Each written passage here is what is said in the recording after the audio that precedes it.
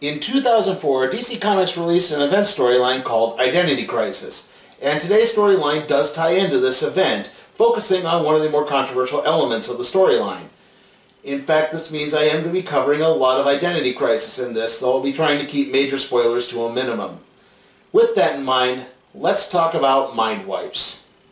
In Identity Crisis, a major revelation came when several heroes, including Green Arrow, Hawkman, the Atom, the Hal Jordan Green Lantern, the Barry Allen Flash, and Zatanna, intervened on an attack by longtime JLA nemesis Dr. Light on Sue Dibney, wife of the Elongated Man, after Light had inadvertently teleported onto the League's satellite headquarters. Out of fear that Light could attack either Sue again or another one of the group's loved ones, they voted to have the villain's memory of the event erased and his personality altered via Zatanna's magic. This resulted in Dr. Light, once a formidable threat to the JLA, being turned into a bumbling fool, easily beaten by the kid heroes of the Teen Titans. All of this would be related to Wally West, who became the Flash after Barry Allen died, who was distraught to learn that not only had Barry voted in favor of the Mind Wipe, but would also cast the deciding vote in favor of the Mind Wipe. Things would go from bad to worse, as it would later be revealed as the Mind Wipe was being performed, Batman arrived on the satellite. When he tried to halt the procedure, the other heroes had no choice but to wipe his memory as well. This turned Batman furthermore into being a paranoid loner to the point that he stopped trusting the other heroes, even though he had no memory of the event. Batman would even go as far as begin collecting data on the various weaknesses of the other heroes. Now those two mind wipes tend to be the ones that people think of most when they think of this storyline, and well, like I said, it was a rather polarizing element, with many people disagreeing with the hero's actions as not being very heroic and being tantamount to playing God. The funny thing is, they often forget that there are other mind wipes that take place in Identity Crisis. Green Arrow would also relate another story of a mind wipe to Wally West. It took place during a 3-issue storyline of Justice League of America from 1979, from issues 166 to 168. In the story, a group called the Secret Society of Supervillains switched identities with the League and discerned the heroes' identities while they occupied their bodies. So, no, technically that whole Justice League Unlimited clip from the episode where Lex Luthor and the Flash switched minds doesn't really apply here.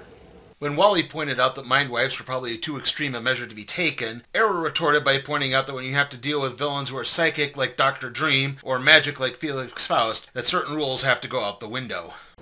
Now the really funny thing is, Wally really didn't have a leg to stand on in his argument, because in the pages of his own solo series, he himself participated in a mind wipe.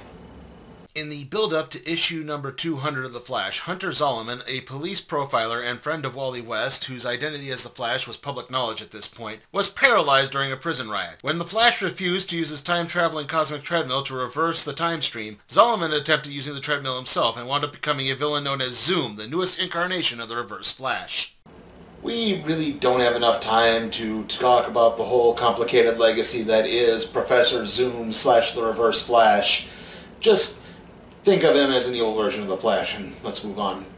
Zoom then attacked Wally West and his wife Linda Park West, who at the time was pregnant with twins. The shockwave was so much that it caused Linda to suffer a miscarriage. Eventually, Wally managed to trap Zoom in a temporal time loop, though it appeared to the outside world that Zoom was just in a coma. Realizing that public knowledge of his identity resulted in the loss of his twins and also rendering Linda possibly infertile, Wally longed for anonymity. It was then that Hal Jordan, who at the time was in possession of the spiritual being known as the Spectre, offered to remove knowledge of the Flash's identity via a mass mind wipe. People would know of the Flash, though not the identities of Wally West or Barry Allen. Though Wally and Linda were supposed to be exempt from the mind wipe, it worked a little too well and they also forgot. Wally became a mechanic for the Keystone City Police Department, where he would also meet their new profiler, Ashley Zolomon, Hunter Zolomon's estranged wife. Shortly after meeting her, Wally began to realize he had super speed. However, it wasn't until Batman confronted him and revealed his identity as Bruce Wayne that Wally's memory snapped back. He then revealed his secret to Linda, causing her memory to return as well, and she was not particularly happy about it. Well, with that amount of backstory out of the way, let's take a look at The Flash, the secret of Barry Allen, because we have not yet scratched the surface of the damage wrought by mind wipes. The Flash is out on patrol when he happens across a police officer standing near a roadblock. The roadblock turns out to be for a parade in honor of a Flash Appreciation Day in Keystone City. Wally gleefully sprints back to his apartment to get Linda, but she's gone. All that's left is a letter saying she needs some space to clear her head. A sullen Wally just watches the parade from his terrace when Hal Jordan appears. Wally lashes out as Hal was only supposed to erase the mind of the general populace, not his or Linda's. Hal points out the Spectre found it best to erase his and Linda's minds as well, and eventually Wally did find his way back and now still has a secret identity. But none of that matters because Linda is now gone. Hal apologizes and leaves. Wally doesn't have any time to recover as the parade is soon halted. He changes into his Flash outfit and rushes down to see what's behind the commotion. The first to pop up is the Trickster, but he isn't alone as he's brought back up in the form of Tar Pit, who quickly envelops the Flash and Abracadabra. Yes, today we actually get to tackle the Flash's vaunted Rogues Gallery. The Rogues are unique in the sense that, well, they're just career criminals. They're nothing spectacular, really. They're just kind of doing it for the job. They actually have an honor code. They don't do drugs. They don't kill unless absolutely necessary. Not to mention, they all, for the most part, pretty much get along with each other. They're rather sociable, and they're not undercutting or one-upping each other trying to see who's best. They're not psychos like Batman faces. They're not world conquerors like Superman and Wonder Woman faces. They're just, well, working schlub criminals. And they're perhaps the most underrated rogues gallery in all of comics. Now, the trio of rogues we're fighting here include Abracadabra, a failed magician from the 64th century who uses the technology of that period as, quote, magic in our present. And then there's Tar Pit, who was a monster who tried to transfer his mind into a vat of molten asphalt and somehow got stuck, making that asphalt sentient. And last but not least, we have Axel Walker, the second person to wear the mantle of the Trickster. He uses various, well, tricks and gadgets like anti-gravity boots to walk on the air, as well as a lot of, well, trick weaponry that stuns people. Now, we'll tackle some of the other rogues later, including the original Trickster and what exactly it is he's been up to. Before the trio of rogues can launch any type of attack on Wally, he gets some assistance in the form of Jay Garrick and Bart Allen. You may remember that I've tackled these two before, in particular when I reviewed a Flash storyline called Human Race, but here's a quick refresher. Jay Garrick is the Flash from the 1940s, or the Golden Age Flash as he's more popularly known. Meanwhile, Bart Allen is Barry Allen's grandson from the 25th century, and look, that's just complicated enough. Let's just leave it there. Anyway, Bart used to go by the name of Impulse. However, he recently switched his moniker to Kid Flash, which was Wally West's old moniker, in order to better maintain the Flash legacy.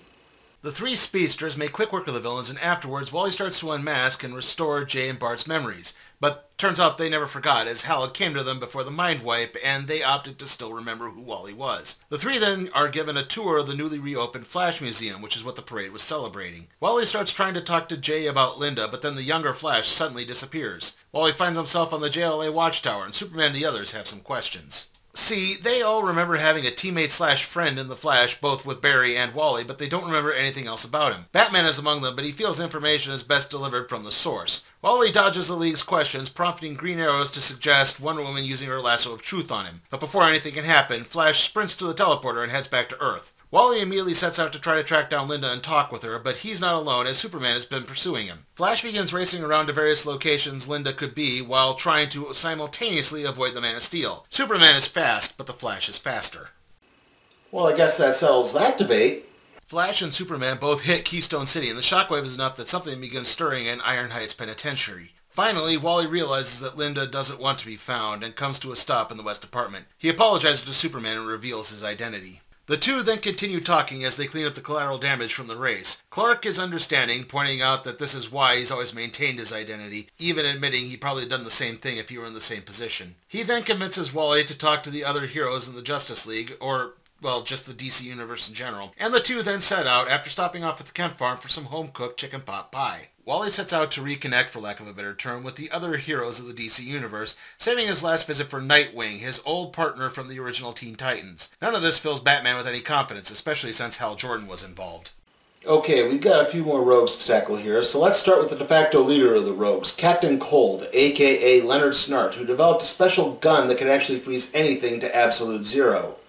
Captain Cold has a code of ethics that sets an example for all the other rogues. After that, we have Evan McCulloch, the Mirror Master, who actually inherited the mantle of the Mirror Master from a previous individual named Sam Scudder.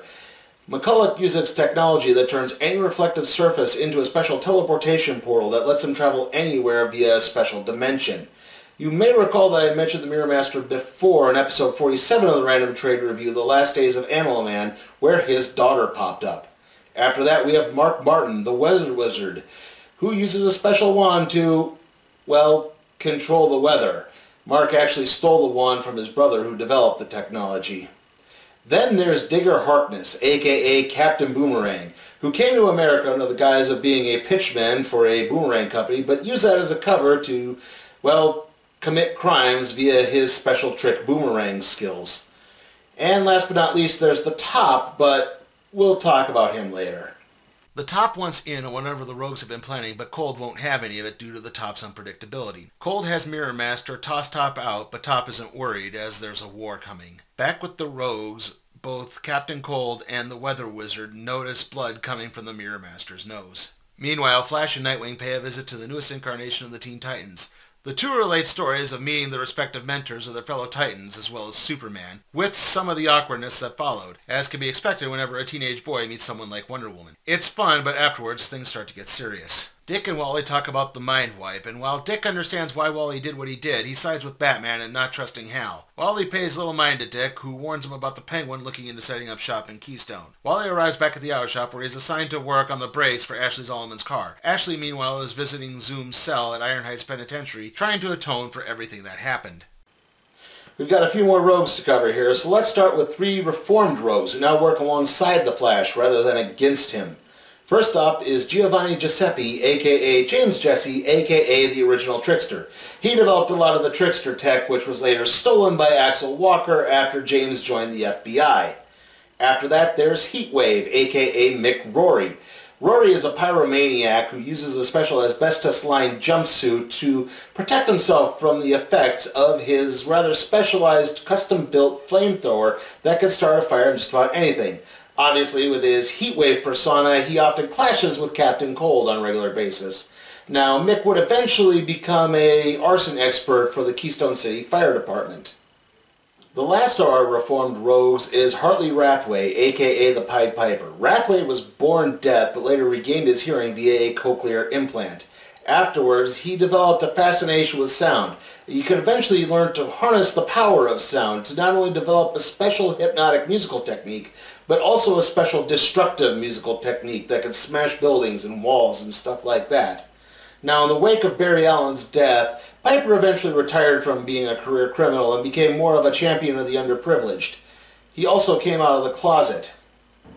Our last two rogues are, well, more of the career criminal rogues again. And first off is Girder, who was a steel worker who got thrown into a special chemical steel that was developed by Star Labs that wound up turning him into a being of living organic metal.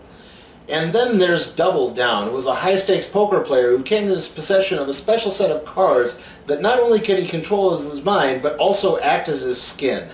James Jesse is called in Pied Piper and Heatwave. He needs their assistance as the rogues have been increasing in activity and it all needs to stop now, and not even the Flash can be everywhere at once. Meanwhile, Wally gets word of the Penguin's location and he races to the spot only to find that the Penguin has enlisted the help of Girder and Double Down. Just as Girder manages to land a lucky punch on Flash, Nightwing turns the sprinkler systems of the warehouse on and that takes down the villains. Afterwards, Nightwing apologizes. Dick was upset that Wally never confronted him, he just went right to Hal. Wally promises to come to Dick for help next time, and the two decide to take in the Flash Museum, even though it's closed. Nightwing begins marveling over the realism of a statue depicting Gorilla Grodd. It's so accurate, right down to the drool. Gorilla Grodd was part of a troop of gorillas who got exposed to the radiation from a meteorite that crashed in Central Africa. Grodd and another ape named Solivar both got psychic powers from this and used their enhanced abilities to construct a hidden gorilla city, and the two have fought for control of that city ever since, with Solivar often enlisting the Flash's help for aid. Grodd incapacitates Nightwing with a psychic attack and takes a chomp out of Flash. Nightwing manages to reorient himself and distract Grodd long enough for Flash to charge up enough momentum and launch the gorilla through several walls of the museum. Nightwing then says his goodbye as the police arrive. Grodd is taken to Iron Heights where he has a psychic dampener put on his head and his strength is neutralized by several large cables suspending him in the air. As Wally prepares to leave, the Flash bumps into Ashley Zolomon, who's visiting Hunter. He chastises her, stating that while Hunter may have been a good man once, he isn't anymore. As an upset Ashley begins driving home, she loses control of her car and goes over the edge of a road, smashing right into a tree, and with that, Zoom begins to stir. The next day, the police arrive at the auto shop to talk with Wally. It appears that Ashley's brakes may have been tampered with, and Wally was the one who worked on the car. Ashley Solomon is now in a coma. Elsewhere, Captain Cold walks in on Mirror Master snorting cocaine off a mirror. Cold is irate. The rogues have a strict no-drug policy, and they need everyone to be as sharp as possible because something is coming. Cold grabs McCulloch by the throat and makes him swear to kick the habit. Now. Back with Wally, he's being interrogated by the police, where he vehemently denies tampering with Ashley's car. Wally gets worked up to the point that he's willing to compromise his identity once more when everything suddenly stops. Sensing something is amiss, Wally changes into Flash mode, but he moves at a slow pace, which just looks like a normal pace to everyone else. The Flash then exits the precinct to find the villain behind everything, the Turtle. The Turtle, or Turtle Man as he's sometimes called, was the first gimmick villain Barry Allen ever faced as the Flash. The Turtle moves with a natural slowness, and he eventually developed technology that allowed him to steal the speed from others so that he could move at a normal pace, while those around him moved very slowly. And this is actually done via the same speed force that every other speedster in the DC Universe happens to tap into. The Turtle explains that when Flash and Superman rushed by Iron Heights, it generated enough speed energy to allow his escape. Wally tries bum-rushing the villain, but the Turtle just winds up tapping into more of the speed force and then tossing it back at Wally, causing him to be flung several blocks away. Finally, Flash manages to maneuver the Turtle into the path of a falling glop of wet cement. Flash then rushes the Turtle back to Iron Heights and returns to the police station, where the police let Wally go due to lack of evidence, though they then begin wondering whether or not Linda Park West left of her own volition. Wally returns to the auto shop where he finds something in his pocket. It's a pin from the combination valve of Ashley's car. Wally had placed it in his pocket when a report about the Penguin came over the radio, and he forgot to put it back in. He really is to blame for Ashley Solomon being in a coma, albeit unknowingly. Things go from bad to worse as a small bouquet of yellow flowers appears in Ashley's hospital room. It's then that another news report comes over the radio. Sue Dibney, the wife of longtime Flash ally the Elongated Man, has been killed by an intruder. Okay, so yeah, Zoom is back, but it doesn't really matter too much here, as that's really only tackled in a special two-issue crossover with Wonder Woman, where Zoom teams up with her longtime nemesis, the Cheetah, and, well, that's not really included in this collection, so we don't have to talk too much more about that. Also, the murder of Sue Dibney is the main conceit in Identity Crisis, which is why the whole Dr. Light revelation comes to the front. But there's one more plot point to that, and we'll talk about that later. But for now, let's move on to our final rogue, Roscoe Dillon, aka the Top. Dillon grew up obsessed with tops, and he eventually discovered that if he spun fast enough, not only could he deflect bullets, but he could also increase his brain capacity and intelligence almost tenfold. However, that would come with a double-edged sword, as in one attempt he tried to spin as fast as the Flash could run, and this resulted in Dillon suffering a cerebral hemorrhage and dying. However, that really wasn't the end for the Top, as he somehow managed to transfer his mind into the body of Henry Allen, Barry Allen's father. And eventually he would transfer his mind once more into the body of an up-and-coming politician named Thomas O'Neill. Now, this also came with a double-edged sword, as the more the Top spins, the greater his insanity seems to also grow. But there may be another reason for that. Wally is busy trying to locate Sue Dibney's killer, but the stress around everything is starting to get to him. You've had the murder, the mind wipe revelation, Dr. Light, and the fact that Linda is still missing, or possibly even worse. Not to mention the fact that the police seem to think that he might be behind Linda's disappearance. Finally, Wally decides it's time to reconnect with some family and goes to visit Iris West Allen, his aunt and Barry Allen's widow. Iris is aware of everything. Sue is a close friend, and Barry never kept any secrets. She tells Wally that Green Arrow is something Barry wanted to give Wally when the time was right. Wally visits Oliver, who gives him a letter. It's more than a confession about Dr. Light. He also tells Wally to remember that Barry loved him like a son, and that everyone loves Wally. Wally then returns to the Flash Museum and opens up the letter. In the letter, Barry recounts what actually happened to the Top. It was between the time the Top had possessed the body of Henry Allen and possessing the body of Thomas O'Neill. In this case, the Top had actually taken possession of a college student. Still holding the knowledge of Barry's identity, the Top began attacking people close to the Allens. Finally, Barry took the Top before the League, or to be more precise, the Mind Wipers. He wanted Zatanna to change Dillon's personality and make him a good guy so that he could aid in battling the rogues. Despite the objection of the other members of the League, Zatanna spoke a few magic words, and just like that, the Top was now a good guy.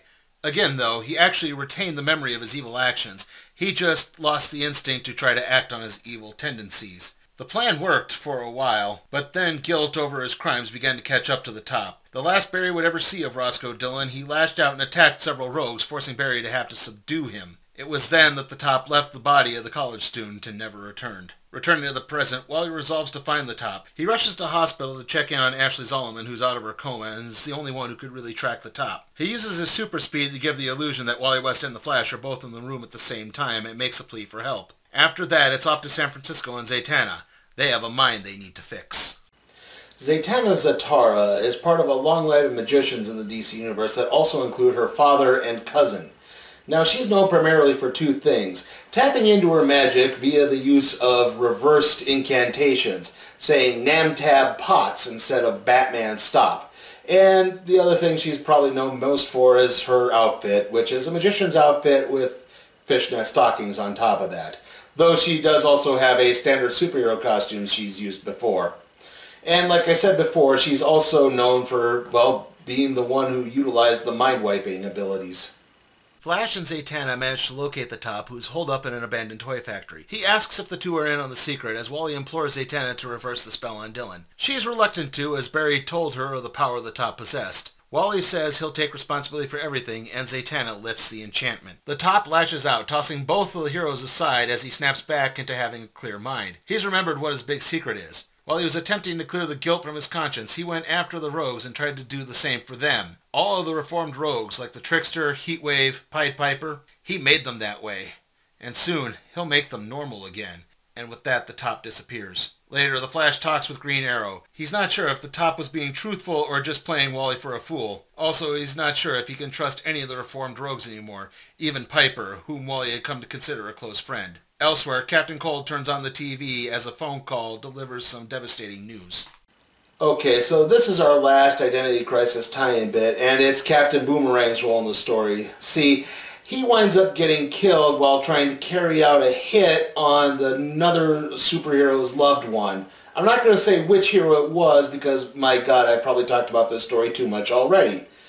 But before any of that happened, there was another plot point in which Boomerang actually connected with his son, his estranged son that he had given up at birth, named Owen Mercer. And it turns out Owen also has a knack for the boomerang skills, and he also possesses super speed. Flash heads back to Keystone City in his apartment where a gathering is formed. Through the crowd of reporters, Wally notices a red splotch on the ground. Fearing the worst, he zips through the crowd to find that a can of red paint had been dropped on a police car. It's then that a reporter with a familiar voice steps forward. It's Linda Park West. Overjoyed, Wally whisks Linda away for a private interview.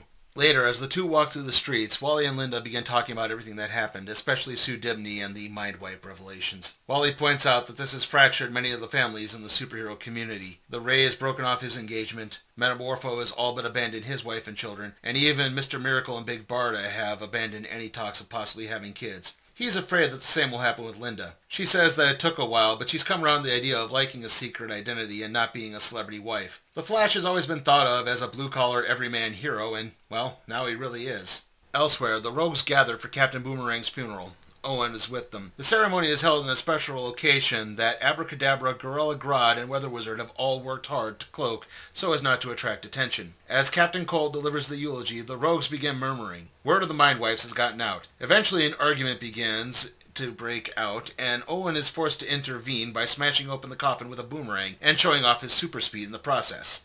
The coffin is empty. Back at the FBI, Piper and Trickster talk about everything. Piper admits that he actually wanted to go to the funeral, but James knows they wouldn't be very welcome. Not to worry, though. They'll be reunited with the rogues soon enough, thanks to Captain Boomerang.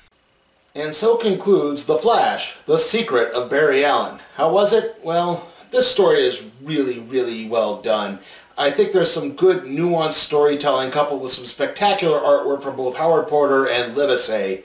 And I think it does a really good job of not only tying into Identity Crisis, but setting up the next storyline in The Flash, which was the Rogue War. In fact, there's some really great characterization throughout all of this, in particular the Rogues. I think they come across as better characters in this than they do in the actual storyline that's called The Rogues. That being said, there are a couple of drawbacks to this. Namely, this book's a little too long. You could really take the first 4 parts of this, which is the whole Wally revealing his identity to the rest of the DC superheroes, and really that should probably have been shunted to the previous volume, which is called Ignition. Not to mention, This does tie into Identity Crisis, but it ties in really well to Identity Crisis, so it doesn't make for a great jumping on point. I would say pick this up if you are currently reading Identity Crisis, or you have read Identity Crisis and you may be looking for something to help supplement that story. But with that in mind, this is still incredibly enjoyable. I'm going to give The Flash, The Secret of Barry Allen, a B. And with that, let's see what we'll be doing next time on the Random Trade Review.